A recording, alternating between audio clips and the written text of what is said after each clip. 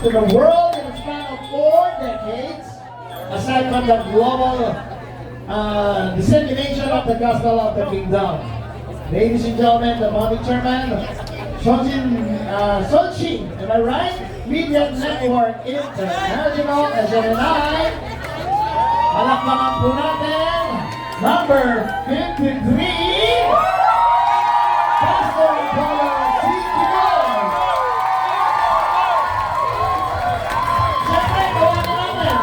Upang ipagsigalan. Oo, upang ipagsigalan. Number 53, palakpakan po natin, Attorney Israelito Tosio.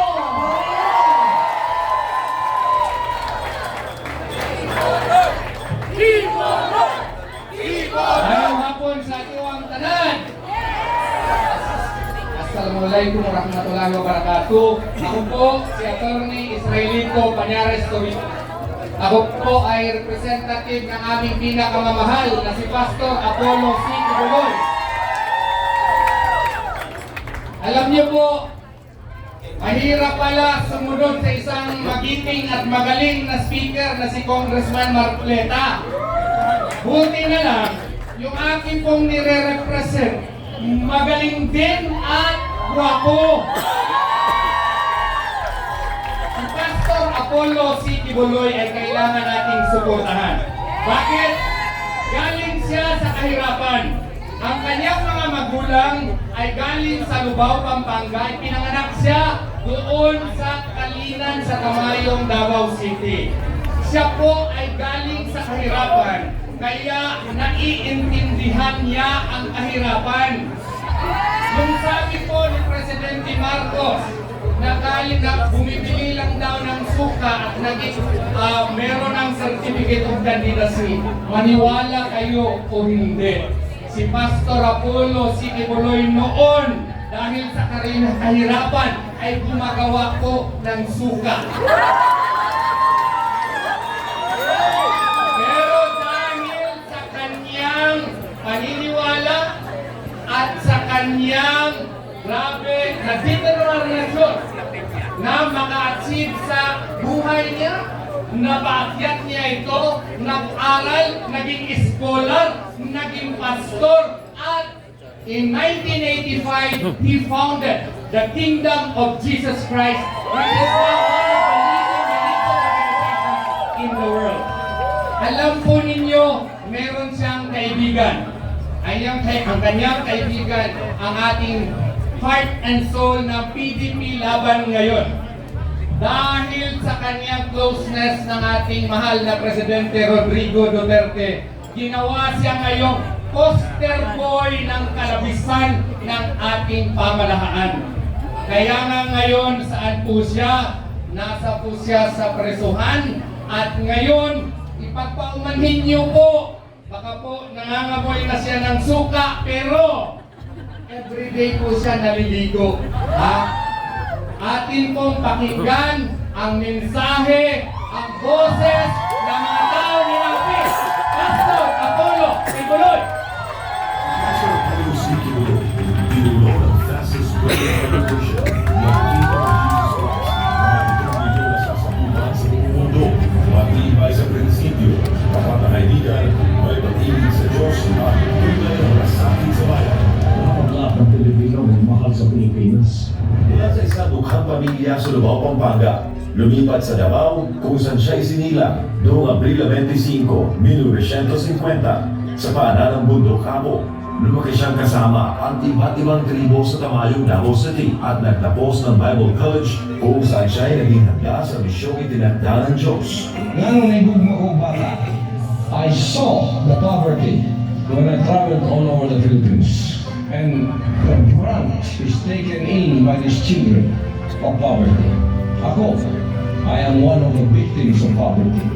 That's why when the Father blessed me with this, I said, if you bless me, Father, I will dedicate the bulk of these blessings to the children.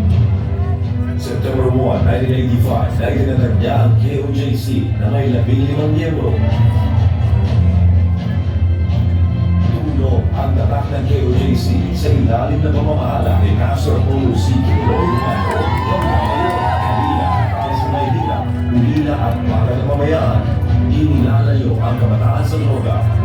at maling landas, libre edukasyon at mas magandang kinabukasan para sa kabataan sa buhay. Pagtaguyod sa kapakanan ng mga kapatid natin katutubo. Pagsusulong ng demokrasiya sa kalikasan at malinis na paligiran, ang aksyon at tulong para sa mga biktima ng kalamihan at sakuna, pagtutok sa nation building upang labanan ang salot ng droga, korupsyon at terorismo. Bakit siya tumatakbo bilang senador? Upang ipaglaban ang hustisya, katotohanan at kapakanan ng Pilipino. Bilang isang spiritual leader ng biktima ng political harassment dahil sa kanyang paninindigan at pagiging malapit sa pamilya Duterte, na uunawaan niya ang pangapi at kawalan ng hustisya. Isa siyang political prisoner na ikinulong ng walang kasalanan. Bakit mo siya kailangang iboto? Si Pastor Apollo C. Kibuloy, galit sa korupsyon. Ang exhibit A niya ay ang KOJC, maunlad, disiplinado, parang first world country. Simple lang ang layunin niya, ayusin ang Pilipinas para sa bawat Pilipino. Mr. Zero Corruption, death penalty sa Burak. Tuloy ang laban sa droga at sindi ang BNF. Karapagtanggol ng inahabig, makakalikasan. Ngayong eleksyon, simulan nating ayusin ang Pilipinas. Pastor Apollo C. Kibuloy, sa Senado. And especially Pastor Apollo Kibuloy. Magandang araw sa lahat ng mga Pilipino sa man natin ng National ngayon. Ako po si Pastor Apollo C. Kibuloy at tinatanaw kong isang malaking karangalan na maging bahagi ng kaganapan ito at maging kaisa sa lineup ng Duterte Senatorial Candidates. Isang pagpupugay sa aking kaibigan at chairman ng Partido Demokratiko ng Pilipinas, PDP Laban, former President Rodrigo Roa Duterte. Malungkot ko rin binabati ang mga opisyalis ng partido, Vice Chairman Alfonso Cusi, President Senator Robin Padilla, Vice President Sebastian Baste Duterte, Secretary General Amy Franca Neri, Treasurer Isabel Zamora, Auditor Senator Christopher Bongo, Vice President for Luzon Eric Martinez, Vice President for Visayas Michael Brama, Vice President for Mindanao Senator Ronald Bato de la Rosa, Executive Director Astra Pimentel Naik at sa lahat ng mga mahuhusay ng miyembro ng pamunuan. Maraming salamat po sa inyong pagtanggap sa akin. Ako'y kaisa sa mga isinusulo ng PDP Laban. Sa loob ng 43 taon ng pagkakatan nito ay lalaban para sa paunahing karapatan ng Pilipino. Isusulong ang mga reforma sa pamahalaan upang maging lalong inklusib ang bansa pagdating sa paglago at paninindigan para sa katotohanan. Sa liderato ng ating Pangulong Duterte, naranasan ng Pilipinas ang isang golden age of renaissance pagdating sa infrastruktura, ekonomiya, maging sa peace and order. Nilabanan ng ating Pangulo ang makakaliwa komunistang grupo at iligal na droga, mga salot sa lipunan. Dadalhin natin ang laban na ito sa Senado, gagawa ng mga batas na tututok para mabigyan ng maginhawa at mabuting pamumuhay ang bawat Pilipino. Tatapusin natin ang laban na ito sa pamamagitan ng pagpuksa ng korupsyon. Huwag natin hayaan ang kaban ng bayan ay lapastangan ng minuman. Ang mga opisyal ng gobyerno, lalo na ang mga mapapatas sa itong na proteksyonan ang pera ng taong bayan. Hindi ito dapat gamitin kung saan-saan, lalo na sa pansariling interes lamang. Ang pera ng taong bayan ay para sa pampublikong kapakanan, hindi sa bulsa ng kahit sino. Galit ang mga Duterte sa mga kuha at magnanakaw. Galit ang PDP Laban sa korupsyon at kateorya. Ako hindi na isang kandidato sa partido ng PDP Laban na titiyakin walang korap sa gobyerno at walang magnanakaw sa pera ng bayan. Maaasahan ninyo ko sa bagay na yan. Ang dahilan ng mabilis na paglago ng Kingdom of Jesus Christ ay dahil sa zero korupsyon ng pamamahala. Sa KOJC, walang lugar ang korupsyon. Bawal ang magnanakaw at korap sa KOJC. Ako naniniwala na nagkakaisa ang mga Duterte senatorial candidates sa layunin ito laban sa korupsyon. Hindi man ako makasama sa araw-araw ng pangangampanya dahil sa kalagayan ko ngayon, sama-sama tayo at ayusin natin ang Pilipinas. Both State PDP Laban. Number 10, Atty. Jimmy Bongo. Number 22, Senator Mario Bongo. Number 28, Senator Bongo. Number 30, Atty. Jimmy Dino. Number 34, Atty. Raul Lambino. Number 30, Congressman Rodante Marculata. Number 56, Atty. Vic Rodriguez. At number 58, Philip Salvador. At ang inuwi ko, Pastor Apollo Sipilon, number 53, Sabalota.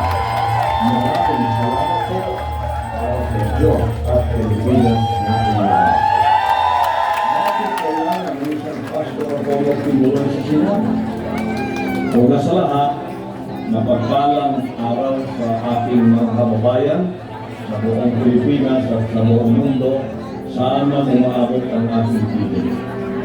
Nagpapasalamat ako sa pagkakataong ibigay sa atin ng korte na makapag-record ng video para ipakilala ang ating sarili at ipahayag ang mga plataforma at plano para sa bansang Pilipinas kung sakaling palarin at maging isang senador.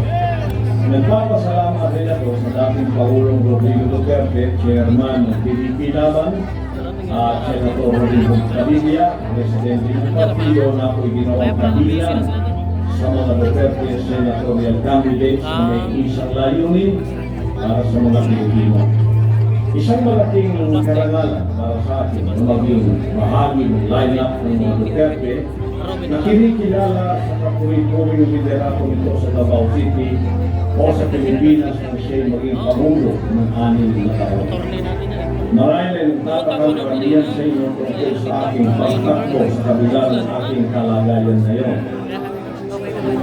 Ako po si Pastor Apollo Sipilon, leader ng isang religious community, ang Kingdom of Jesus Christ. Wala man akong karanasan sa politika, ngunit malawak ang aking pangunawa sa pamamahala at panganasiwa. Sa katunayan, sa loob ng 4 na taon bilang pastor ng Kingdom of Jesus Christ, nayarat ko ang pamumuhay ng mga miyembro at misyonaryo sa KOJC at nagkakang ang ilang mga organisasyon na tumututok sa pagpapahalaga sa tao na matutunan ng kanyang pangangailangan. Ito ang ating Exhibit A, ang Kingdom of Jesus Christ o KOJC. Limitado man ang aming resources, ngunit napalago ang simbahan mula sa Davao City hanggang sa iba't ibang panig ng daigdig.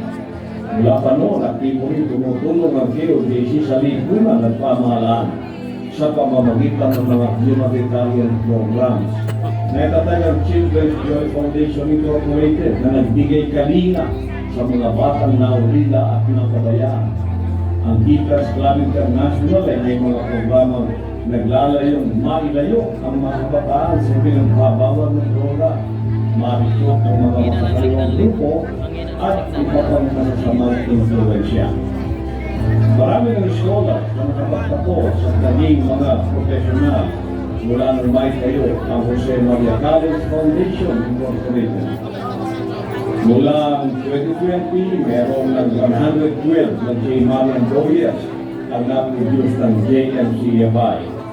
Noong 2024, may 26 na bagong mga doktor na na-produce naman ng College of Medicine. Kinikilala rin sa iba't ibang larangan ng academic excellence, book court and debate, campus journalism, research at sports. Ang advokasya para sa kaligtasan at malinis na kapaligiran ay binigyan pansin sa pamamagitan ng Sunshine Philippines Movement. Kada linggo, ang mga volunteer ay nagsasagawa ng free planting activities at cleanup drives.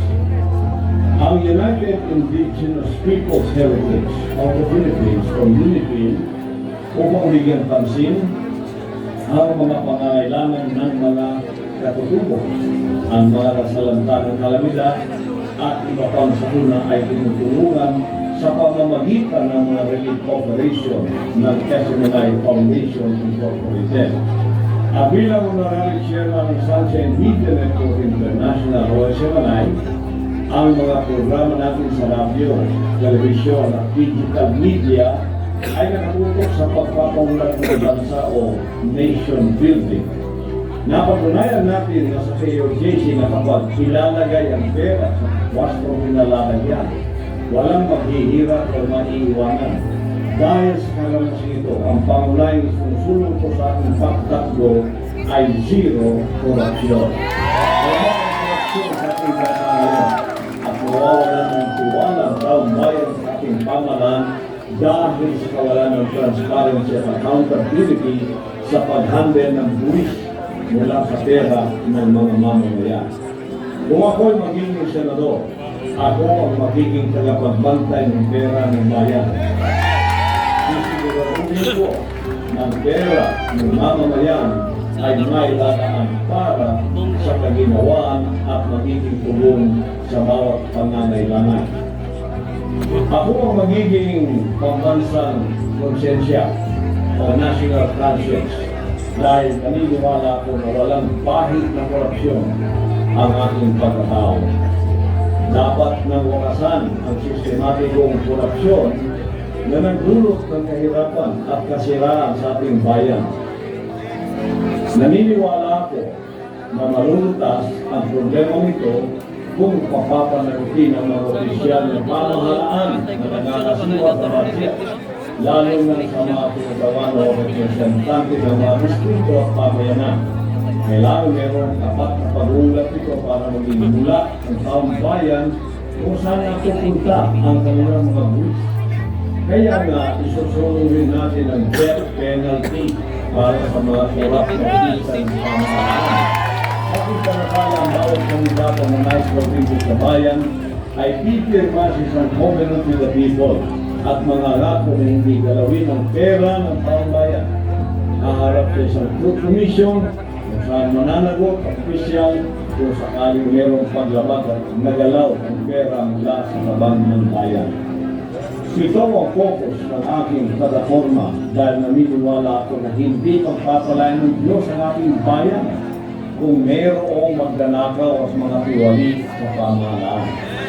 Malapit ito ay paglalaban ko ang justisya at ang katotohanan, kapakanan ng bawat Pilipino. Bilang isang spiritual leader, nakaranas ng political harassment dahil sa ating mabuting prinsipyo at pagiging malapit sa pamilyang Duterte. Naunawan kong bigat ng pangapit kawalan ng justisya. Naniniwala ko na panahon ako magkaroon ng tunay na leader sa Senado. Huwag natin hayaan manaig ang mga gahaman sa pera at kapangyarihan. Tandaan, may eleksyon. Ako si Pastor Apollo Kibuloy, ang nagsusunod ng mga kataporma nito. Death penalty sa mga kurap ng marambong magnanakaw, tuluyang pagsumpo sa salot ng droga si PPNP-NDF, tagapagtanggol ng mga mamamayan laban sa puso ng gobyerno, makakalikasan, kalinisan, ay kagandahan at kalusugan. Linisin natin ang Pilipinas mula sa mga kuras at magnanakaw. Pagandahin natin ulit ang Pilipinas at kayahungin ang mga laman, bulaklak at mga puno sa kapaligiran. Isulong rin natin ang National Social Highway System sa bansa na mapagkakabit-kabit ang bawat islat tulo upang maging madali ang transportasyon ng mga kalakal at serbisyo para sa bawat Pilipino. Ayusin natin ang Pilipinas. Gawin natin first world country ang bansa. Hindi ito Pilipinas. Simulan natin ngayong eleksyon. Pilipinas subukan natin ang bago at may resulta. Ako si Pastor Polo Sipibuloy, number 53, sa inyong balota ang boses sa pagkakatulong ng zero corruption. Yung tulong tayo na sa kanuparan ng pangarap ng bawat Pilipino, kapayapaan, kapatagan, at kasiguruhan sa buhay. Maraming salamat po para sa Diyos at Pilipinas natin